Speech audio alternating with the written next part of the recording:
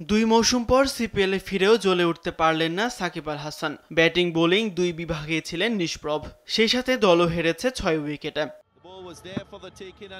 এদিন টস হেরে ব্যাটিংয়ে নেমে শুরুতেই ধাক্কা খায় সাকিবের Antigua and Bermuda Falcons. Opener Jewel Andrew ও কর্নওয়াল ফিরেন দ্রুত।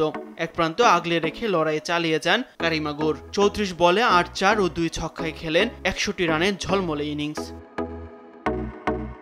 তবে অন্য প্রান্ত থেকে সঙ্গ না পাওয়ায় নির্ধারিত ওভারের আগেই ১২১ রানে অল আউট হয়ে যায় দলটি। সেন্ট কিটসের হয়ে দুর্দান্ত ছিলেন সালাম খেলভ। ৪ ওভারে ২২ রান খরচ করে তুলে নেন ৪ উইকেট। ফারুকি ও নাসিম শাহ নেন ২টি করে উইকেট।